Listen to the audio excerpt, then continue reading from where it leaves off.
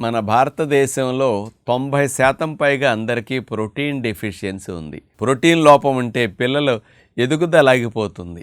మరి మన పెద్దవాళ్ళందరికీ కండపుష్టి ఇమ్యూనిటీ కూడా డౌన్ అయిపోతుంది. అన్నిటికంటే నష్టం తెలుసా? ప్రోటీన్ లేకపోతే హార్మోన్స్ సరిగా తయారు కావు. హార్మోన్స్ అన్నీ ప్రోటీన్ నేచర్ అంటారు.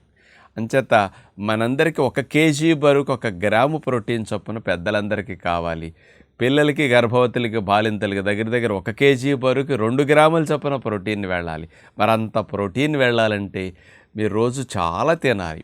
ఎంత తిన్నా మనకు లోపిస్తున్నది. కాబట్టి ప్రోటీన్ బూస్టర్స్ మీరు కనుక తీసుకోగలిగితే చాలా బాగుంటుంది. బయట మార్కెట్లో జిమ్ చేసేవాళ్ళకి, బాగా బాడీ బిల్డింగ్ చేసేవాళ్ళకి ప్రోటీన్ బూస్టర్స్ అమ్ముతుంటారు. కానీ అందులో ఇలాంటి క్వాలిటీ నట్స్ని ఎంత కలిపారో మనకు తెలియదు.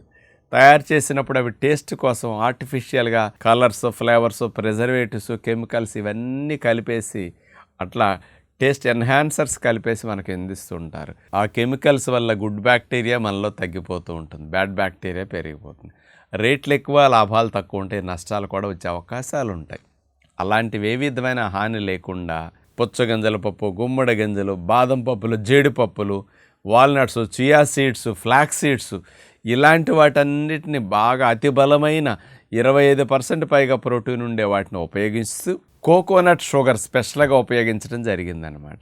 అట్లాగే దీంతోపాటు యాలకుల పొడి, కుంకుమ పువ్వు ఇట్లాంటి కొద్ది కాంబినేషన్లో కలిపి చాలా టేస్టీగా ఈ ప్రోటీన్ బూస్టర్ని పిల్లల కోసం, పెద్దల కోసం తయారు చేయడం జరిగిందనమాట.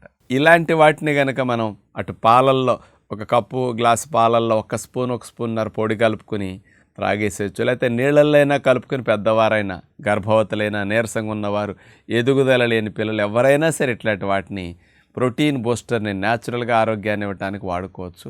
నేను ఇచ్చిన ఈ కాంబినేషన్ని A to Z న్యాచురోపతి వారు మీ అందరి ఆరోగ్యం కోసం అలా హై క్వాలిటీలో ఇలాంటి ప్రోటీన్ బూస్టర్ పౌడర్స్ని మీకు అందించారు. ఉపయోగించుకోవచ్చు.